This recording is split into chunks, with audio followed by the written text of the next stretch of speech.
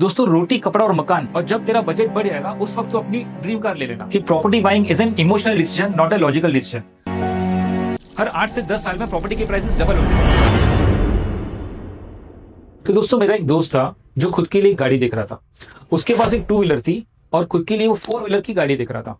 उसका जो बजट था वो ऑल्टो या मैक्सिमम होंडा तक का था और उसको जो गाड़ी खरीदनी थी वो थी क्रेटा।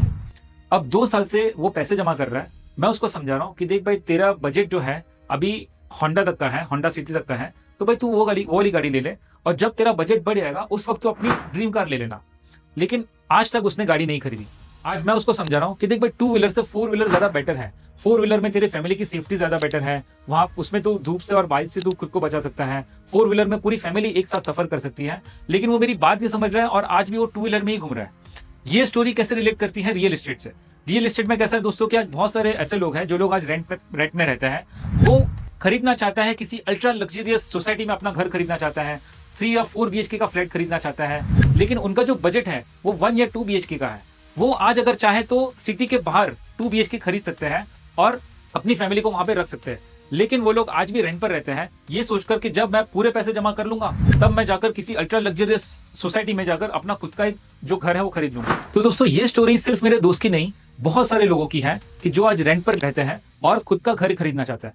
उनका सपना यह है कि मैं प्रॉपर्टी खरीदूंगा तो ऐसी सोसाइटी में खरीदूंगा कि जो अल्ट्रा लग्जरियस हो, 3 BHK का फ्लैट हो, सिटी के बीच में हो। लेकिन आज वो लोग छोटी प्रॉपर्टी खरीदना अफोर्ड कर पाते हैं लेकिन नहीं खरीद पाते। तो दोस्तों पॉइंट नंबर 1 है हेजिंग। तो दोस्तों इसमें आप क्या कर सकते हो कि आपका जो ड्रीम घर है, आप जहां पर रहना चाहते हो, आप उस जगह में आप रेंट पर आप फ्लैट ले लीजिए और आप दूसरी प्रॉपर्टी खरीद कर उसमें जो आपका रेंट आ रहा है उससे आप पार्शियली आप इसका रेंट आप पे कर दीजिए। इसमें आपका बेनिफिट ये हो जाएगा कि आपकी एक प्रॉपर्टी बन जाएगी और वो प्रॉपर्टी में आपको रेंट भी आ रहा है और साथ में वो प्रॉपर्टी एप्रिशिएट भी कर रही है। और फ्यूचर में जब आपके लिए पॉसिबल होगा तब आप ये वाली प्रॉपर्टी को बेचकर आप अपना ड्रीम हाउस खरीद सकते हो। तो दोस्तों दूसरा मिथ है कि property buying is an emotional decision, not a logical decision. दोस्तों रोटी कपड़ा और मकान आपके लाइफ के सबसे 3 इंपॉर्टेंट नेसेसिटीज में से एक है। प्रॉपर्टी खरीदना कोई इमोशनल डिसीजन नहीं है, लॉजिकल डिसीजन है। स्टॉक खरीदना, गोल्ड खरीदना, शेयर मार्केट में इन्वेस्टमेंट करना, ये सारे इमोशनल डिसीजन हो सकते हैं। लेकिन घर खरीदना एक लॉजिकल डिसीजन है, क्योंकि फाइनली जब आपकी फैमिली एक घर में रहती है तो आपको एक सेफ्टी महसूस होती है, आपको एक सिक्योरिटी महसूस होती है। लोग शेयर मार्केट में इन्वेस्टमेंट करते हैं इमोशंस को देखकर कि शेयर मार्केट अब जा रहा है तो उसमें इन्वेस्टमेंट करो, गोल्ड के प्राइसेस बढ़ रहे हैं तो उसमें इन्वेस्टमेंट करो। वो एक इमोशनल डिसीजन हो सकता है, लेकिन घर खरीदना हमेशा एक लॉजिकल डिसीजन है। दोस्तों अगर आप एक NRI है और आपने सोचा है कि फ्यूचर में कभी इंडिया में आकर सेटल होना है, उसके लिए भी अब आप एक घर खरीद सकते हो। आज आप घर खरीदेंगे, आज का प्राइस बहुत ही कम है और फ्यूचर में जब आप सोचेंगे कि सेटल होना है, पॉसिबल है कि उस वक्त आप एक घर खरीदना अफोर्ड नहीं कर पाए, तो आप आज से एक घर ले लीजिए। उसमें आपको एक रेंटल इनकम भी आपको मिल जाएगा और फ्यूचर में जब आपने सोचा कि आपको इंडिया में सेटल होना है उस वक्त आप अपने प्रॉपर्टी को इस्तेमाल कर सकते हो। ऑलरेडी अगर आपको कोई घर है इंडिया में तो आप कोई और प्रॉपर्टी में भी इन्वेस्टमेंट कर सकते हो ताकि उसमें आपको एक रेंटल इनकम आपको मिल सके। पॉइंट नंबर 4, रियल एस्टेट के इन्वेस्टमेंट के रिटर्न्स बहुत ही कम है कंपेयर्ड विद अदर इन्वेस्टमेंट। लोग कहते हैं कि रियल एस्टेट में सिर्फ 3% ROI है, यानी कि अगर आपने 1 करोड़ का घर खरीदा तो उसमें आपको हार्डली 3%, यानी कि साल का सिर्फ 3 लाख रुपया, यानी कि महीने का सिर्फ 25 से 30 हजार रुपया आपको रेंट आएगा। दोस्तों सबसे पहले तो मेरे पास ऐसे इन्वेस्टमेंट्स हैं जिसमें 6 to 8% भी रिटर्न आता है। और अगर मैं आपकी बात मान लो कि सिर्फ 3% का ही रिटर्न अगर आता है रियल एस्टेट में, तो आप बहुत ही शॉर्ट टर्म सोच रहे हो। अगर आप लॉन्ग टर्म सोचेंगे, 10 साल या 20 साल के अंदर अगर आप कंपेयर करेंगे तो रेंट बढ़ता है, रियल एस्टेट के प्राइसेस भी बढ़ते हैं। हर 8 साल में रेंट अगर आपने देखा होगा तो वो डबल होता है। आज अगर कोई प्रॉपर्टी का रेंट 25,000 रुपया है तो 8 साल में आप देखेंगे कि उसका रेंट 50,000 या 60,000 तक पहुंच जाता है। तो जैसे ही रेंटल इनकम भी बढ़ता है उसके साथ में प्रॉपर्टी भी एप्रिशिएट करती है। हर 8 से 10 साल में प्रॉपर्टी के प्राइसेस डबल होते हैं। 8 साल में मान लो कि अगर आपका रेंट डबल होता है तो 16 साल में उसका रेंट 4 गुना भी हो सकता है, यानी कि आपका जो इन्वेस्टमेंट है उसके सामने उसका रेंट जो आज 25,000 आ रहा था वो 16 साल के बाद, 15 या 16 साल के बाद वो 1 लाख या 1.5 लाख तक भी पहुंच सकता है। तो प्रॉपर्टी के प्राइसेस भी अप्रिशिएट करते हैं। तो अगर आप लॉन्ग टर्म में कैलकुलेट करेंगे तो बाकी सारे इन्वेस्टमेंट के सामने रियल एस्टेट का रिटर्न्स बहुत ज्यादा है। सबसे बड़ा सवाल लोगों के माइंड में आता है कि भाई अगर मुझे कोई और अगर मैंने जगह पर इन्वेस्टमेंट किया है तो उसको लिक्विड करना बहुत ही आसान है। कहीं पर भी अगर मैंने कोई गोल्ड खरीदा है, शेयर खरीदा है, या तो फिर अगर मैंने किसी और चीज में SIP वगैरह में इन्वेस्टमेंट किया है तो उसको मैं आराम से लिक्विडेट कर सकता हूँ। अगर मैंने प्रॉपर्टी में इन्वेस्टमेंट किया है तो उसको मैं जल्दी लिक्विडेट नहीं कर सकता। तो दोस्तों इसका जवाब यह है कि आपको घर लिक्विडेट क्यों करना है, आपको प्रॉपर्टी अगर आपने खरीदी तो आपको उसको बेचनी क्यों है। दोस्तों कभी भी अगर आप एक रियल एस्टेट में कोई इन्वेस्टमेंट करते हो तो आपका एक कमिटमेंट बन जाता है कि मान लो कि अगर आपने किसी अंडर कंस्ट्रक्शन प्रॉपर्टी में इन्वेस्टमेंट किया तो आपको हर महीने उसका ईएमआई देना है, हर महीने आपको उतना अमाउंट आपको साइड में रखना है। उसके सामने आपके जो एक्स्ट्रा खर्चे होने वाले थे, अगर आपको कोई वैकेशन में जाना था, आपको कोई गाड़ी खरीदनी थी, या तो अगर आपका ऐसा कोई जरूरत की चीजें थी, लेकिन आप वो उससे स्किप करके आप प्रॉपर्टी में इन्वेस्टमेंट करते हो। लेकिन जब आप लॉन्ग टर्म में देखते हो तो वो प्रॉपर्टी आपका नेट वर्थ आपका बढ़ाती है, आपकी लाइफ में वो एक सुकून क्रिएट करती है। आपका खुद का अगर प्रॉपर्टी होगा और फ्यूचर में अगर आपने प्रॉपर्टी में इन्वेस्टमेंट भी किया होगा तो आपको बहुत सारा उसमें रेंटल इनकम भी आ सकता है। आपको जो उसमें रेंटल इनकम आएगा उससे आप अपने सारे शौक आप पूरे कर सकते हो। लेकिन रियल एस्टेट में इन्वेस्टमेंट करके लिक्विडिटी को रोक कर आप अपनी लाइफ में वेल्थ को क्रिएट करते हो। दोस्तों लाइफ में बहुत सारी ऐसी चीजें होती है जो आपका कमिटमेंट मांगती है, जैसे डाइटिंग करना, एक्सरसाइज करना, सुबह जल्दी उठना। ये सारे पॉइंट्स ऐसे हैं कि जो आपको तकलीफ देते हैं लेकिन लॉन्ग टर्म आपके लाइफ के लिए बहुत ही बेनिफिशियल है। रियल एस्टेट भी एक ऐसा इन्वेस्टमेंट है कि जो आपकी लाइफ में कमिटमेंट मांगता है लेकिन लॉन्ग टर्म के लिए, आपके लिए और आपके बच्चों के लिए वो बेटर है। दोस्तों छठा पॉइंट है कि प्रॉपर्टी यंग एज में नहीं लेनी चाहिए।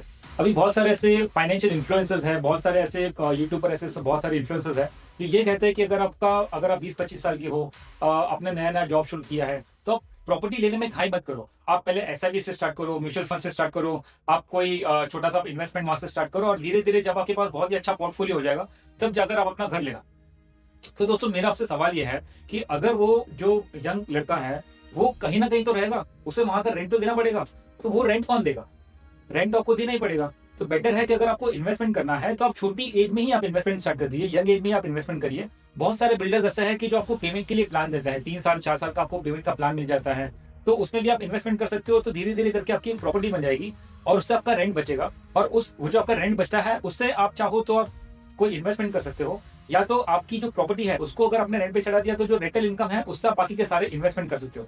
आपने एक चीज नोटिस की होगी दोस्तों कि अगर आप किसी बैंक के पास जाते हो कि ये बताने के लिए कि आपके पास एक रियल एस्टेट है जिसमें आपको इन्वेस्टमेंट करना है, उसके लिए आपको लोन चाहिए, अगर आपकी एलिजिबिलिटी है तो आपको सिर्फ 10 या 15% आप डाउन पेमेंट देकर बाकी का अमाउंट आपको लोन पर मिल जाएगा।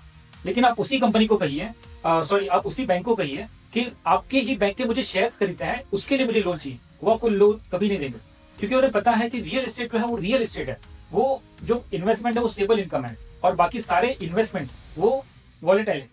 और एक खास बात, मान लो दोस्तों कि अगर आपने रियल एस्टेट में इन्वेस्टमेंट नहीं किया और आपने ये म्यूचुअल फंड, एसआईपी, वो सब सारी चीजों में अगर आपने इन्वेस्टमेंट किया और जब आपका एज बढ़ जाता है, 40 साल 45 साल के आप हो जाएंगे, और उस वक्त वो सारा पैसा जमा करके, वो पूरा इन्वेस्टमेंट का पैसा जमा करके जब आप रियल एस्टेट खरीदने निकलेंगे मार्केट में, तो आपको प्रॉपर्टीज नहीं मिलेगी, वो एप्रिशिएटेड प्राइस में मिलेगी, या तो फिर आपको सिटी के बाहर आपको प्रॉपर्टी लेना पड़ेगा। और दोस्तों ये बहुत ही वैलिड पॉइंट है कि आपको यंग एज में ही आपको रियल एस्टेट में इन्वेस्टमेंट स्टार्ट कर देना चाहिए। और 7वां और बहुत ही इंपॉर्टेंट पॉइंट है, रियल एस्टेट इज रिस्की, यानी कि रियल एस्टेट में बहुत ही ज्यादा रिस्क। तो दोस्तों कौन सा ऐसा इन्वेस्टमेंट है जिसमें रिस्क नहीं है? आप शेयर मार्केट देख लीजिए, आप गोल्ड लेंगे, गोल्ड चोरी हो सकता है, शेयर मार्केट के अंदर बहुत ही वॉलेटाइल मार्केट है, कभी भी अप एंड डाउन हो सकता है। रियल एस्टेट में रिस्क ये है कि आपने अगर किसी गलत बिल्डर के यहाँ पर अगर आपने इन्वेस्टमेंट कर लिया तो वो आपका जो इन्वेस्टमेंट है वो आपका फंस सकता है, वो जो बिल्डर है वो या तो बैंकरप्ट हो सकता है, या तो बिल्डर भाग सकता है, वो कंस्ट्रक्शन जो रुक गया उसकी वजह से आपका जो पैसा उसमें अटक गया, ये सबसे बड़ा रिस्क है। तो दोस्तों आप अगर शेयर मार्केट में इन्वेस्टमेंट करते हो तो आप हमेशा ये देखते हो कि आप पेनी स्टॉक में इन्वेस्टमेंट करेंगे तो पेनी स्टॉक में आपको नुकसान ही होने वाला है। पेनी स्टॉक आपने देखा होगा कि वो एक गैम्बलिंग की तरह है। सेम चीज रियल एस्टेट में भी अप्लाई होती है। अगर आपने कोई सस्ता प्रोजेक्ट देख लिया, बिल्डर का अगर आपने ठीक से बैकग्राउंड चेक नहीं किया, अगर आपने प्रॉपर्ली अगर वेरीफाई नहीं किया, रेरा रजिस्टर्ड प्रोजेक्ट में अगर आपने इन्वेस्टमेंट नहीं किया, तो डेफिनेटली वो आपका इन्वेस्टमेंट बहुत ही रिस्की है। आपको अगर इन्वेस्टमेंट करना है तो आप किसी अच्छी सिटी में, कोई अच्छे लोकेशन में, किसी अच्छे बिल्डर के यहाँ पर माइवन कंस्ट्रक्शन, अगर पॉसिबल होगा तो आप माइवन कंस्ट्रक्शन में इन्वेस्टमेंट करिए। ऐसे किसी प्रोजेक्ट में आप इन्वेस्टमेंट करिए कि जहां पर आपका पैसा सेफ है, तो वो आपको इन्वेस्टमेंट हमेशा आपको फायदा देगा। दोस्तों बहुत सारे ऐसे लिस्टेड प्लेयर्स हैं जैसे शाहपुर जी, पॉलन जी, नियाती, कुमार, रहेजा, हीरानंदानी, ये सारे प्रोजेक्ट में अगर आप इन्वेस्टमेंट करेंगे तो आप कभी भी फेल नहीं होंगे। दोस्तों कई लोग बेफजूली खर्चे भी करते हैं। कभी कभी आपने देखा होगा कि शादी के अंदर 50 लाख 60 लाख का खर्चा होते हुए मैंने देखा है। तो मैं उन लोगों को ये बताना चाहता हूँ कि आप लोग इतना खर्चा आप शादी में करते हो, लोग भूल जाते हो उससे।